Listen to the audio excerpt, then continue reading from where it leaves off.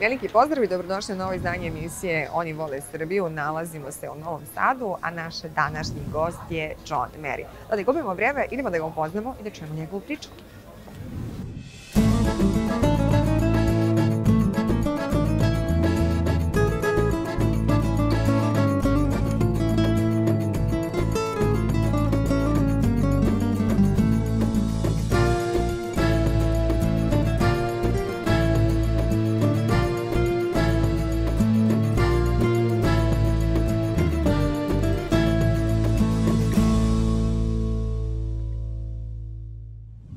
John, thank you so much.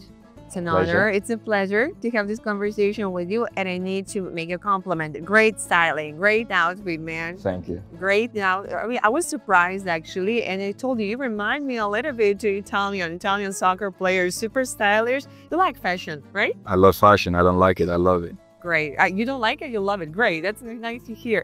So, we have a lot of topics and I'm super excited and I can't wait people to hear your story.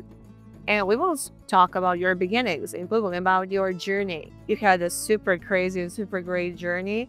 Now you're back here in Novi Sad for the second time, right? Yeah. We're back here.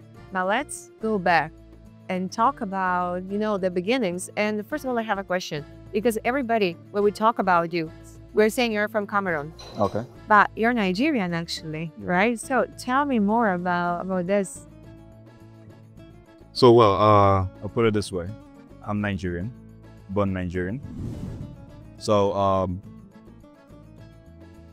I was a kid, back then, actually very smart. I'll give that to me because mostly I hate to compliment myself, but I think it's high time for me to do so, to be grateful and accept what I am. So I was a smart kid. I always jump classes, to be in the next one, writing exams and all that. So at the age of 16, I was in my second year in university. Wow. Yes, studying psychology, philosophy, and cooperative economics. But football also is a great talent to me. I mean, it's a God-gifted talent that I embraced. Luckily, my father also brushed it up for me while growing up. So he came to a moment in life of my father, things became tough for him. So as the firstborn of the family, a family of 5, I choose to risk my own life for my siblings. So in that case, I came back from the uni back home and I said to my dad, listen, I want to be a man of my own. At the age of 16, he was looking at me, boy, do you know what you're talking about? Being a man is not easy. I said, yeah, I know. Right. You're a perfect example of that and you have already inserted a lot of wisdoms into my head. So it will be lame and unappreciative of me not to understand you, But he said, then what are you gonna do? I said, well, I'm gonna move to another country, wherever it is, to start a better life or to seek for a better life, to see if my talent can lead me to wherever I'm gonna be. So, okay, where do you have in mind? I said, Cameroon. It's okay. So I said, all right, cool. When do you want to leave? I said, the next morning. My mom didn't know about this. This is a real story. My mom didn't know about this, because she was out there in the market, because she's a trader. She does the clothing business. So she came back that night without knowing anything. I packed my bags already. And earliest morning, my father drove me to the bus station. So I got to the bus station. My mom woke up and was seeking for me and my sisters and brothers. They said, he left. She chased me down she was crying when she arrived. Assuming the bus didn't leave, I won't be going out. Wow. Because I and my mom we are 5 and 6, So she was, in tears, and I said to the bus driver, just keep driving. So I head to Cameroon. Tough journey, which actually I don't want to get into details because it's too emotional. Yeah. So I get there, being accepted by the church. And one thing people say, why you don't believe in religion anymore? I said, because to those who love religion, sorry to say that, but religion for me is disgusting. Why I say that? Because I was being accepted to the church. under their protection by a Reverend Father. He's an amazing man. So he gave me shelter and all of that. I was there going to tryouts to some clubs in Cameroon, in Baminda. And one day the bishop came to visit the seminarians. And he saw me. He asked the Reverend Father, "Is he a seminary?" The Reverend Father said, "No. I gave him a shelter so he can seek and find his true talent." The bishop said, "He's no seminarian, so he has no right to be here. Okay. So you need to kick him out." And that became where my devastated journey began, actually. So I left. I was sleeping under the bridge as a refugee, no shelter. Come rain, come sunshine, it all beat me up, and as a kid. Until one day, started from a 3rd division, got my way up, and I saw this amazing man who is my uncle now, and also thanks to his brother who is my father. So picked me up, he saw me training and had a game against the top Thai team. We beat them that day, which I assisted and scored. We won 2-0. So he called me up and said, "Do you have your parents here?" I said, "No, they are both Nigerians." "And do you have anyone here?" I said, "No, I don't. I'm here all alone." "So where do you stay?" "Under the bridge." "So how do you eat?" "I have to go to the restaurant, wash plates, and then at the end of the day, they will give me food to eat." He said, "That's how you survive?" I said, "Yeah, that's how I survive, and that's how I make money." So he picked me up. Without my knowledge, he called my parents. So they had this conversation between each other to coexist as a family. So now I have a double family. So they did what they did. 3 months later, I was called up in the national team under 17. Okay. And he came back home. He gave me the national team, the national identity card, and took me to the police, to the immigration police, for me to get my passport. Okay. I said, "How is that possible? I mean, I don't have any right. I don't have your surname or anything to become a citizen. And I'm not here up to a year to become a citizen."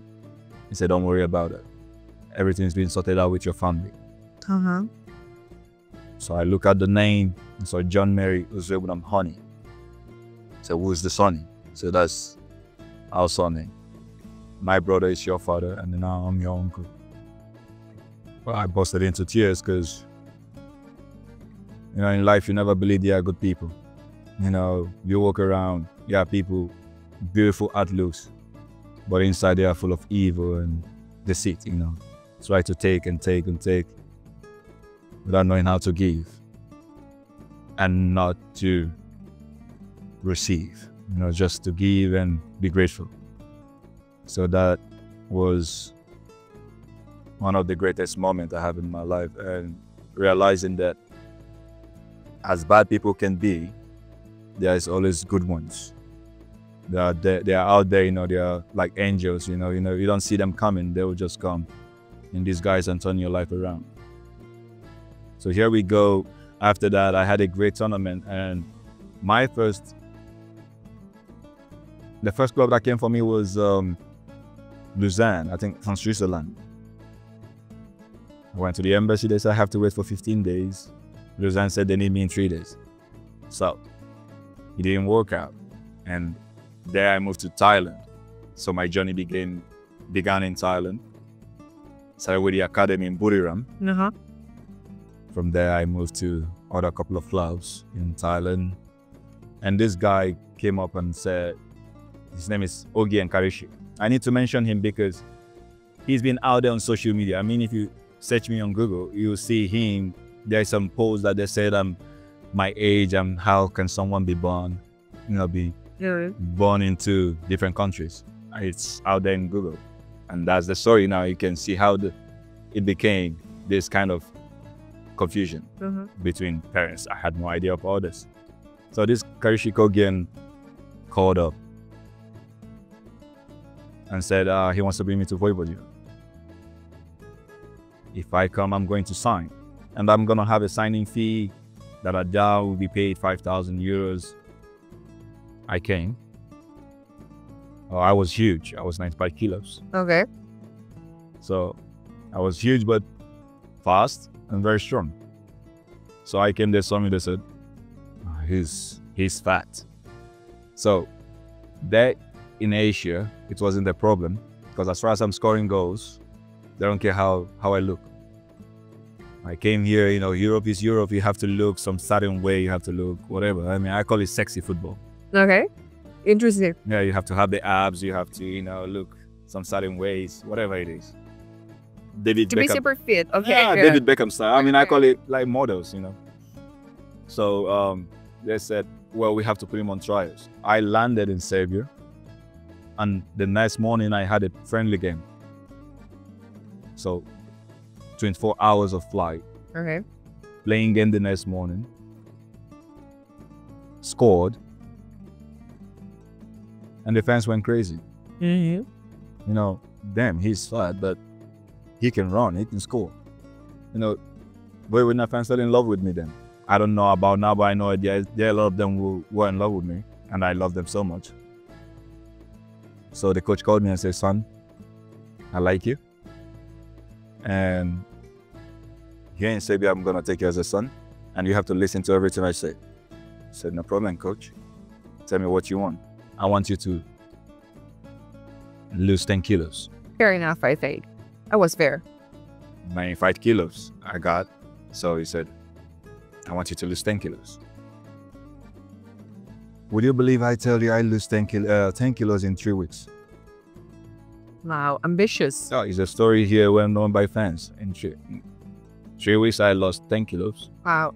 Can you tell me the secret, please? So I can have this, Well, the secret for I don't think it's a good idea. Okay. I don't think it's a good idea for anyone. Okay. Because what I do is I eat once in a day. Okay. I train 5 times. Okay. So, training in the morning before training with the team. Okay. That's already 2, yeah? So training, I go back to the gym. I give myself 1 hour Okay. to stroke. That's 3. In the evening, I train with the team. Okay. That's 4. If I go to sleep, Okay. I train. Did that every day, constantly. 3 weeks. They went to Turkey for preparation. I couldn't go with them because of the passport, the visa. Okay. So I said to myself when they left, when he comes back, he will see a different me. So he came, you know, he heard about me collapsing. He called the young youth coaches to tell them, close the gym. Close the gym, close the sauna. John is not allowed to hit the gym or go to the sauna. That's enough. They say, send the picture how he looks. You can confirm the story from Džon Meri. He was my coach. He's the person I'm talking about. They send the picture. He said, what the hell is going on here? So what's this? What is one? Looked like a toothpick.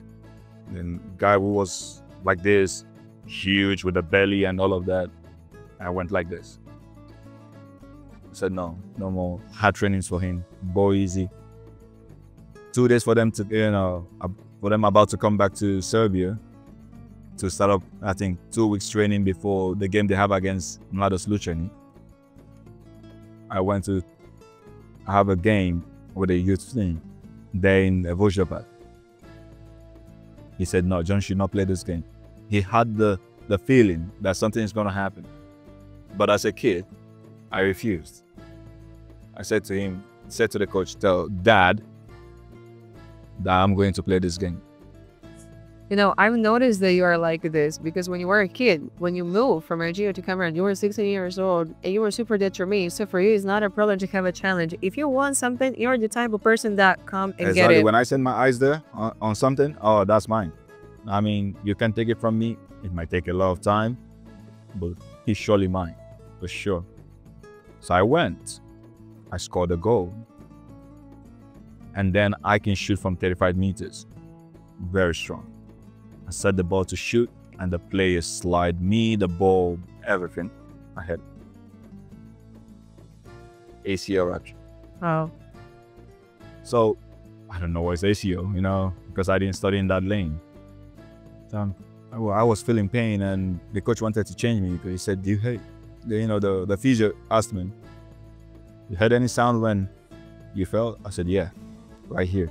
Some tack. He looked at the coach. He did this. I said, no. I'm going to continue the game. He said, dude, you don't have ACL. I said, and so what? I can still walk. Players, boys in that category will remember this. I continued the game. We won this game 2-1. I scored also penalty in that game without ACL. I came back, they came back, and they said, like, John, you don't have ACL, you need to do operation. I said, I'm not doing operation. I'm not doing any operation. I can run, and I can still train. I said, okay, switch yourself if you think you can do that. You'll see. You'll be the one to say, I want to do operation. So then we're gonna see about that. I trained 2 months. The friendly games, I scored in games. Zoran Maric was in shock. Okay. Then was Borko, the doctor. He came and made a deal with me. We had a game against Ofka back then, in 2015. If you don't score in this game, you're going to operation because I can't look at you anymore. Okay. It's disturbing me. It's a deal. Let's see at the end of the game. So he went and had an agreement with the coach. Put in 5 minutes to go. I said, okay. I was waiting outside. I'm like, am I going to play this game 85 minutes? Coach called me John Khan. Now you're going to play. It was 0-0. So I got in. It was corner kick. They crossed the ball, boom, I scored. 1-0. I went to Book. I said, what now? You lost. So leave me alone. He went furious. The coach was laughing. We had a training a day before the game against Luceni. Coach, I was about to start this game. Borko barged in and said, no way. He's not going to play this game. If he plays this game, I will resign from the team. So I was crying like a kid. Which I was a kid. I was crying mercilessly. He called me and said, son, listen, this is for your own good. He's not doing you any harm. You will see in future, you're going to thank him. So listen to him. I think it's going to be good for you. I said, okay. Since you say so, I will listen. I had the operation and everything. I came back after 4 months. So I trained, but I was scared up here. I was here down here, but up here I was scared. I can dribble, do anything, but when I see you coming hard, I leave the ball, you know. I went to Slovenia in 2016. I became the top scorer. 2017 and a half season, I was second top scorer, then Chinese team bought me. And that's how my journey began. To greater height, I went to China, top scorer the first year. And wait, but even when you came back to Serbia, was short, but in Novi Pazar, right? Yeah. You did pretty good. Honestly, yeah. I didn't even know that I'm going to play in Pazar. This was a 9-minute call because I went to Kaponik with my kids, an ex-wife. So I came back and I had boogie, chickenpox. Okay. All of my friends were like, what the hell is going on? I said, I don't know. It just happened. I say, have the max. Because my case correct. I say, have the max. So I had temperature for straight 1 month, 40. Oh my God. Everything was aching. My friends were dead. Like, I feel like I'm going to die. You know, it's crazy. It was horrible. So I had offer for Saudi and I have offer for Emirates in second divisions. Very good money. But I missed it out. Radnički Kragujevac came. So I was like, nah, you guys should wait. Maybe I will get a better offer. You know, I was stalling. Boyan Sharanov was the one, you know, handling everything. I said to him, just told them, you know, let's see what happens. So when we went back to Radnički Kragujevac, they signed this, the young player, the Nigerian young player, what's his name? They signed him already. Chinedu? Chinedu, yeah, Chinedu. They signed Chinedu already. So now it's left Pazar. Pazar just came. He called. Sharanov called Ljajic, Adam. And Adam said, I heard of him, but I don't know him. You know? So he started asking his friends. And his friends, they knew me very well. You know, they said, oh, that's the striker we need. he scores and he flips all the time. I mean, he's giving the compliments. They said, okay. Adam coach, and I was okay, we need him, bring him. So I came to Pazel. I was cooked, but I was standing. Well, I started, but I didn't start good because I wasn't fit, and I was always on the bench. People were like, Adam started having some doubt, like, that's not the guy. This doesn't seem like the guy you guys were talking about. But the friends, they had hope in me and they believed in me, because they know what I can do. They said, give him time, he's going to come back. And when I came back in the right time, because now we are fighting to be in playoffs. Nobody had the knowledge. Even then, nobody believed that we go to conference, Europe or whatever. So I came to this playoff time and I said, if you are here, so we are going to either Europa, which is not possible because Partizan has the higher point, or we're going for conference. That's my belief. I said my eyes and my head on that. I said, that's how it's going to be, and it must be that way. I was training. In every game, I'm like, you have to score, dude. If you don't score, I'll hate myself. I'll be angry, I'll be pissed all night. My friends know that. They will call me on the phone, dude, how are you?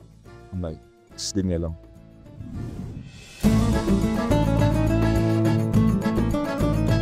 Someone said that you are not for this league, and you showed you are for many leagues, not only for this league. So my question is, for the future, for the next season, what do you wish for yourself? So what would you like to see next season for yourself? Well, this season with Vojvodina. I'm back here in Vojvodina for a reason. Everything is aligned in the universe. The universe knows what it's doing. So bringing me back from where I started means something. I'm back here for a couple of reasons. One, for the beloved fans and in respect of my president. Two, I want to go to Europa. Champions League, yes, I want. But it's a big battle between us and Red Star. I mean, Red Star is going to be the hindrance. But can it be possible? Yes. Nothing is impossible. It's just determination, But Europa, man, come on, we are too big for conference. Come on now. So Europa, I really want to head to Europa with the team, and we are working really hard for that. Really hard. You can imagine how hard my boys are working. They are working so hard. So that is our goal, and that's my goal. Scoring goals for sure. If you ask me how many I want to score, I'll tell you I want to score 20. Is that going to happen? I don't know. But it depends on how hard I work. Yeah. How hard I put into work, and showing every game can get me that goals, and also with the support of my teammate. So I have greater ambition and goals set already for myself, more than me, and I want to achieve them because that has been my life all the time. So yeah, I want everything successful. And I wish a lot of luck for this. Thank you. And thank you again for this conversation. It was very interesting and amazing to hear your story. And to wrap up, you have this camera over here, a short message for the Vojvodina fans and for the audience, if you want to say something to them. Well, to my beloved fans, I mean, you all know already how much I love you, and I love you all, and you all love me back. So just one thing, I beg you guys to come out to support us in the game. I mean, we need you all in the games more than anything, because without you, we can do anything. We are working so hard for you all, so please come to share us. Forget about whatever is going on the side. We are the players working for you all, so please come share us and motivate us in every game. Thanks. Love.